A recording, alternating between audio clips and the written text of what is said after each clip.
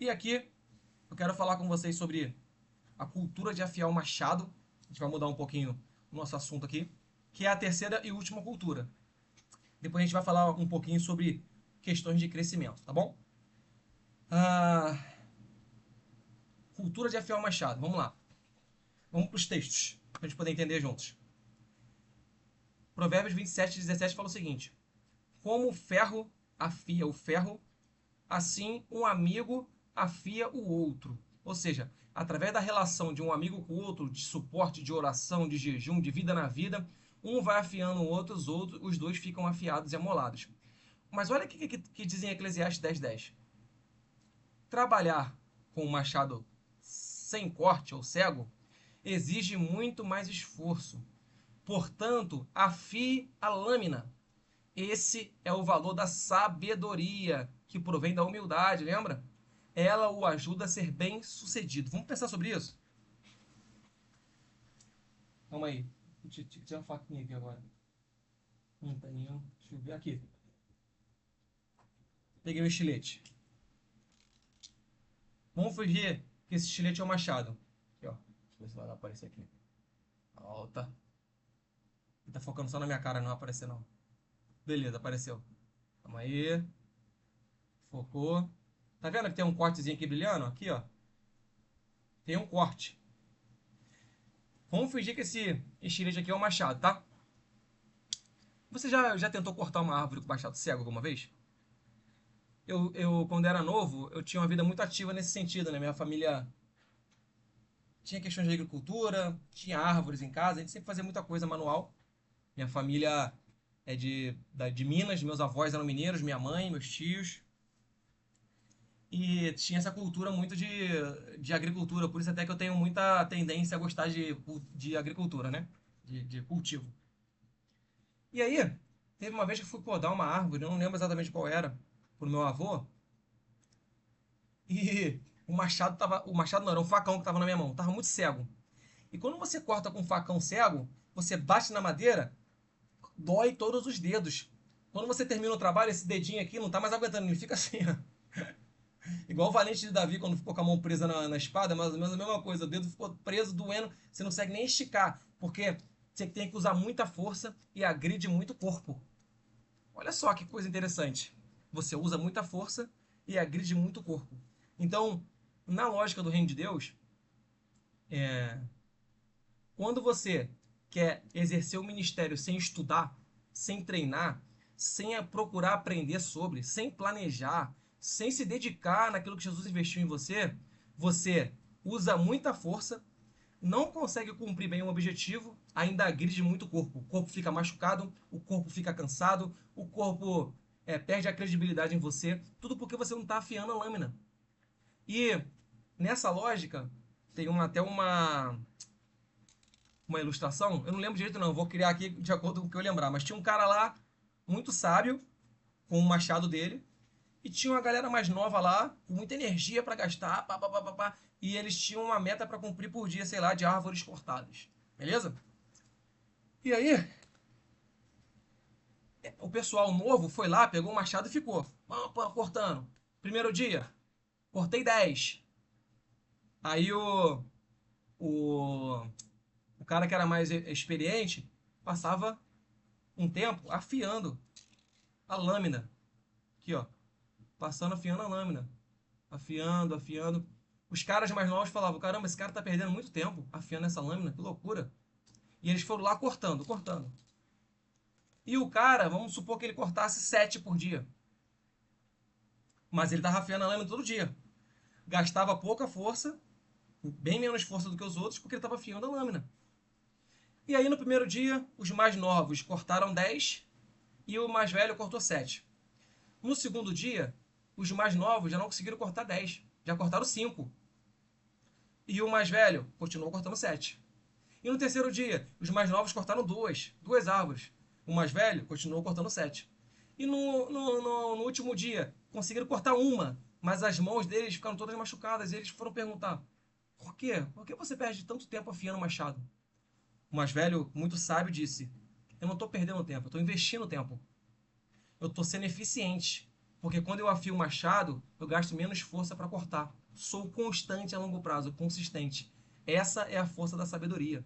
Então, líder, pastor, amigo, amiga, deixa eu dizer uma coisa para vocês. Não é normal a gente querer liderar sem estudar. Na lógica do reino de Deus não existe isso. Ó, a gente se dedica para trabalho, e isso é muito bom, tá bom? Porque o trabalho glorifica o nome de Jesus. Ele precisa ser executado para a glória de Deus, e você recebe prazer dos céus que vem da mão do Senhor através do trabalho. Você se dedica para estudo, você se dedica para fazer as coisas de casa, você aprende coisas novas para poder executar na sua casa. Você se dedica, sei lá, para estudar um pouco sobre finanças, para ter uma condição melhor. Em tudo você se dedica. Eu te pergunto, por que no reino de Deus não? Por que no reino de Deus a gente quer ficar na mediocridade? Por que no reino de Deus o mínimo é o suficiente? Não é suficiente. Você vê que a gente começa muito bem, mas o machado, ele não fica com o corte bonitinho para sempre. Se você vê aqui, ó, esse estilete, calma aí, ele não tá já com o corte bonitinho. Quando ele vem, tá com o corte perfeito. Mas a gente já usou ele tá perdendo o corte. Ele teria que ser afiado. O machado também, ele começa muito bem, muito afiado, mas conforme você vai usando, assim como uma faca de cozinha, qualquer coisa assim, ele vai perdendo corte. Você vai tendo que gastar mais energia. Então você começa muito bem, mas não termina bem. Às vezes nem termina.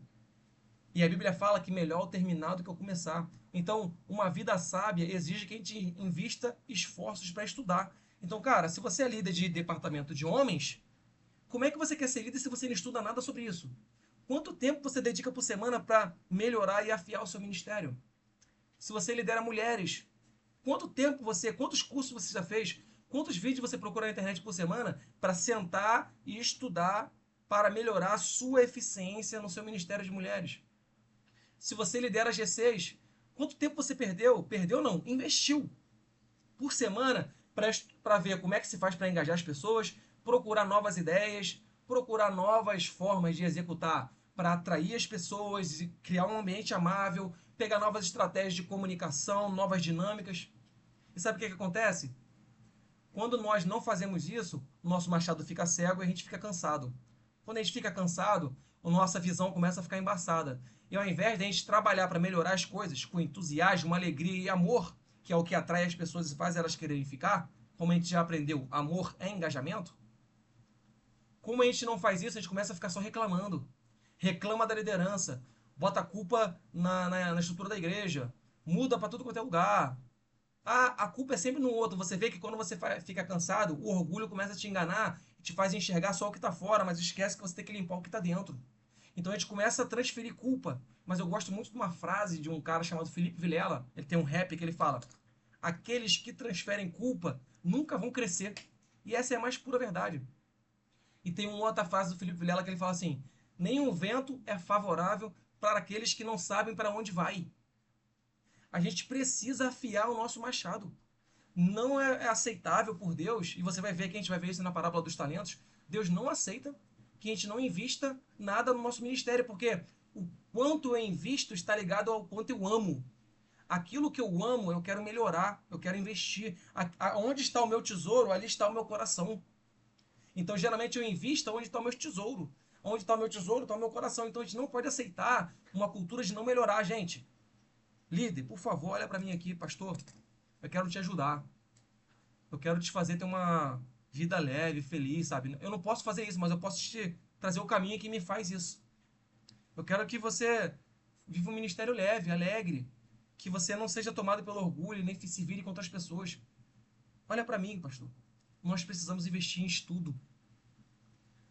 Guarda isso. Estudar é para sempre. A gente só vai parar de estudar quando o Senhor Jesus voltar e nos der uma mente completa.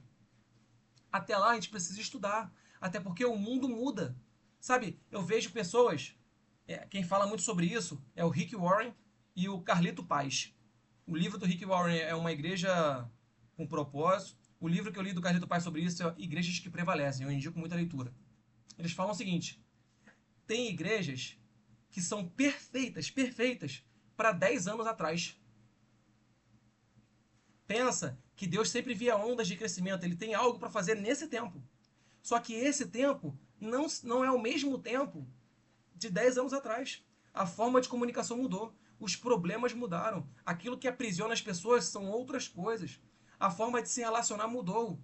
Se nós não nos contextualizarmos, se nós não estudarmos, não nos dedicarmos em sabedoria para podermos crescer em graça e conhecimento, se dedicar no ministério que o Senhor nos deu, gente. Isso é um grande privilégio. Vocês pensam comigo? É um privilégio. Eu não merecia nem estar aqui, cara. Eu estava morto. Eu merecia o inferno, eu merecia a ira de Deus. E ele me fez participante, me deu o privilégio de padecer pelo Evangelho. Eu tenho uma alegria plena, uma paz que excede todo entendimento. Eu tenho um lugar de acesso e descanso. Isso é o valor que a gente precisa dar. Jesus falou assim, ó, a que compararei o Evangelho? Compararei a um homem que tinha muitos tesouros, mas quando ele encontrou um tesouro precioso, ele vendeu tudo o que tinha e aonde o tesouro estava enterrado, ele comprou aquele campo. Ou seja, ele colocou aquilo em evidência, como o Evangelho como tesouro principal. E ele assemelhou isso também a um homem que negociava pérolas, mas procurava uma pérola de grande valor. Quando ele encontrou a pérola de grande valor, ele vendeu tudo que ele tinha para ficar com aquela pérola. Sabe o que Jesus está dizendo para nós? A gente precisa se dedicar, colocar o reino de Deus no centro de tudo. Se o reino de Deus estiver no centro, tudo que tiver ao redor funciona. Porque ele é que media todas as coisas. O trabalho funciona, o estudo funciona, tudo é importante. Família, tudo é importante, muito. Tudo isso é o reino de Deus. Mas a nossa missão aqui como cristãos tem que estar no centro disso tudo. Então, nós precisamos nos dedicar para afiar o machado. Esse é o valor da sabedoria. A gente não está sendo bem sucedido no nosso ministério porque a gente não investe em sabedoria. A gente quer ficar cortando com o machado cego. Tá cansado, tá vendo que isso não dá certo, tá vendo que isso não funciona mais, que isso não engaja mais as pessoas, que essa estrutura tá antiga e obsoleta, mas a gente quer continuar cortando com o machado cego. E aí, tá executando o ministério sem sabedoria. Estamos só nos cansando e não estamos sendo bem sucedidos. E uma coisa mais importante ainda aqui, eu quero ler com vocês para a gente finalizar a questão da cultura de afiar o machado. Fica comigo aqui, presta bem atenção nessa questão. Olha o que ele diz. O reino dos céus também pode ser ilustrado com a história de um homem que estava para fazer uma longa viagem. Ele reuniu os seus servos e lhes confiou seu dinheiro, dividindo de forma proporcional à capacidade de cada um deles. Ou seja, Deus não deu fardo pesado. O fardo é leve e o jugo é suave, é de acordo com a capacidade de cada um. O primeiro entregou 5 talentos. Talentos era uma forma de pagamento em dinheiro, tá bom? Esse contexto aqui ele pode ser aplicado tanto para dinheiro, para ser generoso, investir o que você tem, e também pode ser aplicado aos talentos que o Senhor nos deu em forma de funções, de habilidades, de ministério, enfim. Vamos lá, 16 aqui, ó. Ele foi viajar. O servo que recebeu 5 começou a investir o dinheiro e ganhou outros 5. Então, para o cara começar a investir, ele estudou sobre investimento. Ele se dedicou. Ele pensou em estratégias. Ele aplicou a estratégia. A estratégia que não deu certo, ele continuou estudando e aplicou outra estratégia. Até que com esses 5 que ele recebeu, ele ganhou outros 5. Ou seja, ele não ficou apenas com aquilo que ele recebeu, ele dobrou a quantidade. A mesma coisa com outro servo, dos 2 talentos. Ganhou outros 2. Se pôs a trabalhar, se dedicou com diligência, com afinco, com coração no reino, ganhou outros 2. Dobrou o que ele tinha ganhado. Mas teve um que recebeu um talento, cavou um buraco no chão e escondeu. E ele começou a dar desculpa, né? Olha só, depois de muito tempo o senhor voltou e chamou para prestar conta. Ou seja, Deus vai querer que a gente preste conta de tudo que ele investiu na nossa mão. Eu quero te dizer, ele não aceita que você dê só o que ele te investiu. Ele quer que você invista e ganhe mais e devolva a ele mais do que ele investiu em você. Então, para os caras que fizeram isso, investiram o dinheiro, para os 2, ele falou, servo bom e fiel. Você foi fiel na administração dessa pequena quantia, agora lhe darei muitas outras responsabilidades. Venha celebrar comigo, entra comigo no reino de Deus. Mas olha o que ele fez com aquele que escondeu. Por último, o servo que havia recebido um talento veio e disse, eu sabia que o Senhor é homem severo, que colhe onde não plantou, e ajunta onde não semeou. Tive medo de perder seu dinheiro, por isso o escondi na terra. Aqui está ele. Ou seja, ele devolveu exatamente aquilo que o Senhor deu na mão dele. Olha a resposta contundente que o Senhor deu para ele. Servo mau e preguiçoso. Olha que coisa importante. Ele chamou o cara de servo mau e preguiçoso. Sabe por quê? Porque esse servo arrumou um monte de desculpa para cavar o que ele tinha e não progredir naquilo que Jesus investiu nele. Isso tem muito a ver com afiar o machado. Por muitas vezes nós priorizamos um monte de coisas. Investimos em melhorar em tudo. E Jesus está falando assim: o que adianta a gente ganhar o mundo inteiro e perder a nossa alma? Por que a prioridade está ficando para depois? Então ela deixou de ser prioridade. Investir no ministério é o que Deus espera de líderes. Inteligência, investimento, contato com Deus, afiar o machado. Porque se nós não fizermos isso, nós vamos trabalhar da forma que a gente acha que é boa e no final vamos ouvir servo mau e preguiçoso. Você sabia que eu colho onde não plantei, ajunto onde não semeei. Por que não depositou meu dinheiro? Ou seja, na desculpa mesmo do cara, ele pegou o cara. Pelo menos eu teria recebido os juros. Agora, lancem esse servo inútil para fora, na escuridão, onde haverá choro e ranger de dentes.